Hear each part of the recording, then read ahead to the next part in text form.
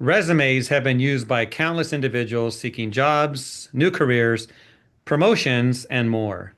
The first resume is credited to, you're not going to believe this, Leonardo da Vinci, who wrote a letter to the Duke of Milan outlining his skills and offering his services. I don't know if he got the job, but when was this? The 15th century. We know resumes have come a long way since then, from handwriting them like good old Da Vinci did, to the typewriter. You might remember a typewriter, to using Word documents, and now digital versions of that. And today we're going to analyze how you can use resumes not to write them, but maybe to interpret them and what they can mean for your business. And to do that, I welcome Troy Harrison, a business coach who knows a thing or two about resumes. I hope. Thank you, Jeff. I feel like you should have known whether Da Vinci got that job. I didn't I, go I to really the, think that you should have been able to tell us that. I failed you there, but we'll Google it later. How about that? Sounds good. I have a question for you, Troy, before we get started. The You word bet. resume, where does that come from? You Ah, got me. Maybe you were resuming your career in a different place. I don't know.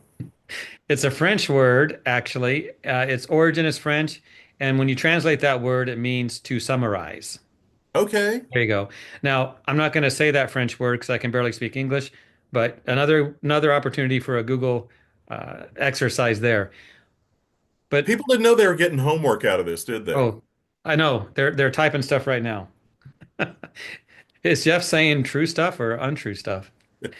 But Troy, tell us the truth about this. Let's talk about the 30,000 foot view of resumes. How important are they? What are we going to get into today? Talk about that. Well, I feel like resumes are still a vital part of the recruitment process. I'm not going to say job search process because we're approaching this from the perspective of the recruiter. But when I help my clients do a job listing or an ad, I always tell them resume required. I want someone who has taken the time to sit down and document their career because that's really what a resume is. It is a summarization. It is a narrative of their career. People are telling a story with their resume.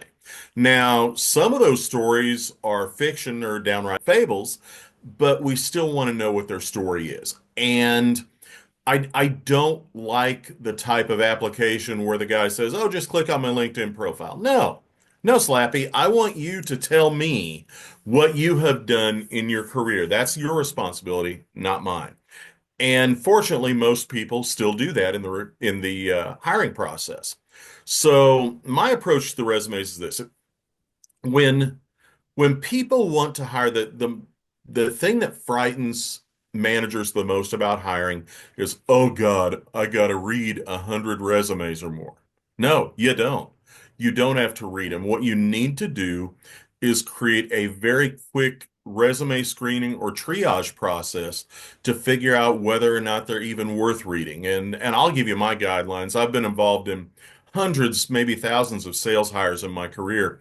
Here's always been my guidance on what to look for in a sales resume or a management resume. The first thing I look for is I want somebody who has had at least 3 out of the last 5 years on the same job.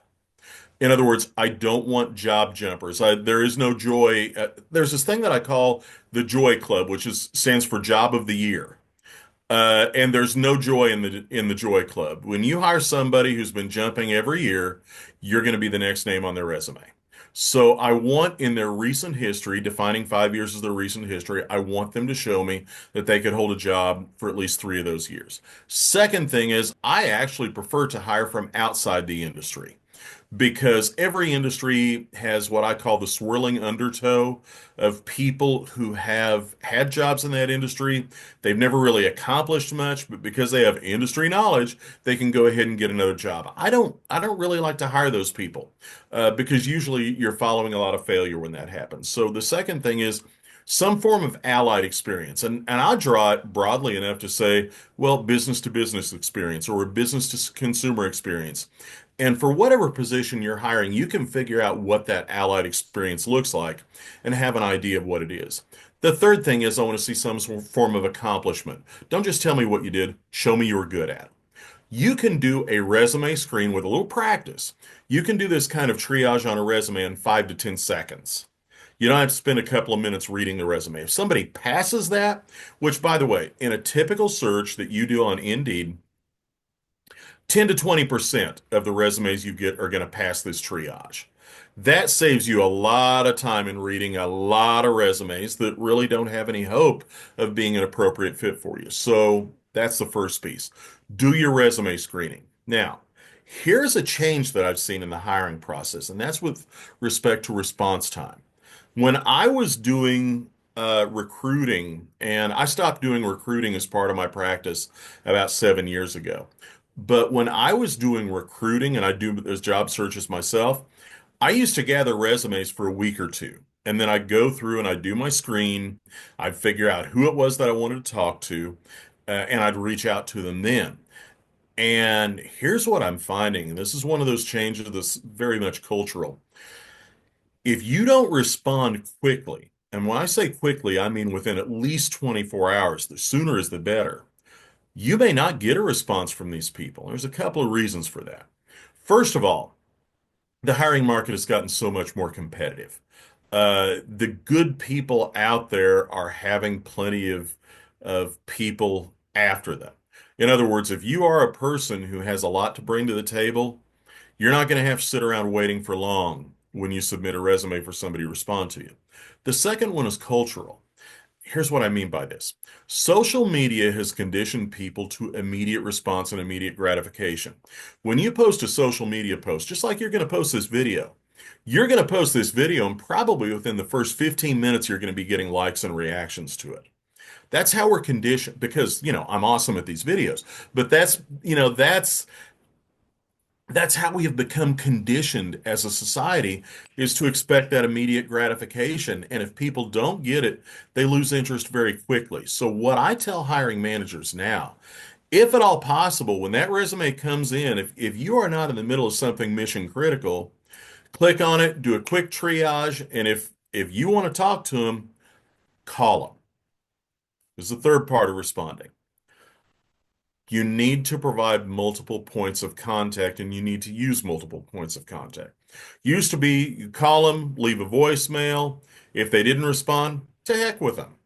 Now you need to have multiple points of contact. Call them, and if they don't respond, tell them why you're calling and say, here's my number to text me, here's my email address. And then email them and then text them. 50% of the responses I'm seeing now are coming from text. What I mean by that, not responses from Indeed, but what I mean is the manager does this, they leave a voicemail, no answer on the voicemail, then they text. Half of the time, the candidate's preferred response is through text. That doesn't even tend to be generational. We're even seeing the older cohorts wanting to do that because text is perceived as a more immediate form of communication. So, and all of these changes, by the way, are ones that have really come up in the last 3 years or so. Up through then, the old methods really still worked well. Nowadays, I'm seeing an opportunity to update, and that's one of them. A lot of good information, Troy. I have to think you talked about the resumes. What do business owners, those looking to hire, do they want to see a letter submitted with that? Anything else that would help them with their process of deciding on a new candidate? In my opinion, I don't think the cover letter adds a lot. Hmm. When I got cover letters, I seldom read them. I should point out, when I do read a cover letter, I'm actually looking for negatives rather than positives. I'm looking for bad writing. In some cases, I'm looking for things that are wildly inapplicable to what I'm doing. And I do that too. When people ask me how to put together a resume, I say, don't put a job objective on it. It's the most useless line on there and it can only hurt you. For instance, let's say that I am in the middle of a search for a client of mine who is a label printing company. I actually have a client who's a label printing company right now. And then I get a resume that says, I'm looking for a leadership position in pharmaceutical sales. Even if they have the other three things, I'm probably going to discount it because Yeah. A, they're not looking for what I have, and B, they're dumb enough not to take that off when they realize it's not what they're applying for. So if you read things like job objectives and cover letters, look for red flags. Look for moments that suggest that they are not a fit for you. And here's something else too. One fad that came into play is what's called the functional resume, which is to say, you get the resume, there's our contact information, and there's this tremendously long list of qualifications, things that they say that they're good at. I don't read them because a qualification that is divorced from the job in which they had the accomplishment is meaningless. It's just a list of fluff. I want to see their accomplishments in context with the job where they accomplished those things. I think it makes it a lot easier to read, and I tend to believe it more. All that is great. It still takes quite a bit of time to do the analysis of all that. Are there some AI tools or some tech that you value? If you're facing 100 resumes, you mentioned the things you're looking for. You want someone who's not been jumping jobs, Mhm. who's qualified for the job. You're not going to read their cover letter. Any ways to shortcut some of that in this search? My short answer is no. Yeah. And what's funny is before we started recording, you and I were just talking about an AI tool for something different that's really good. I am not a fan of AI for resume screening, and here's why. A bad hire is something that can get you fired. AI can't get fired. No. I truly believe that when it comes to resume screening, that the human touch is the best. And I'm probably going to upset a lot of people when I get that. You and I are going to get comments about, oh no, here's this tool. I don't care. You show me a situation where if I make a bad hire, I can point at that AI tool and says, "Don't fire me, fire them." Then we'll talk. And the other thing is, Jeff, those 100 resumes aren't going to all come in at the same time. When I talk about 100 resumes, I'm talking about 100 resumes staggered over 30 days. And so it's not that big of a challenge to work this into your routine every day. So no, I don't. I'm not a fan, and I know this runs counter to a lot of things we've talked about. This is one function I'm not a fan of AI to do. Hey, that's fair. You that human element does matter, and you know what you're looking for. I would imagine as you do this more often, it gets faster and faster. So Oh it's not yeah, gonna that be time suck. practice makes perfect. Hmm. But I want to know who Slappy is. Slappy is that's a Dennis Miller reference. That Slappy was Slappy White, who was an old comedian who used to kind of play the dumb straight guy, and he'd be the butt of the joke. And Dennis Miller uses Slappy. I saw him live in Vegas years ago. He uses Slappy as a euphemism. It's something I picked up. Well, I've learned something from you today. There you go, and I've learned from you. I'm gonna go. I think I'm gonna update my own resume and get out my typewriter, and I'm gonna have to use this. You remember this? Do you use that on the screen? Good idea. Oh, it was funny. I was just talking with somebody the other day who's in the office supply industry. And we were talking about all the things that the office supply industry used to be able to sell a lot of, and whiteout was one of the things he mentioned. And I'm amazed that you even found some. So obviously, I don't use Is this. that an antique? I don't have a typewriter, of course, but this is great at touching up paint on your wall if your wall's white. Ooh, I hadn't thought of that. There you go. Good to know. And I'm looking around. My walls are white, There you so go. So this recording is not just about resumes, it's about a hack to fix your white yeah, walls that have scuffs. I like it. Yeah. Anything we missed, Troy? You want to add? Um, yes.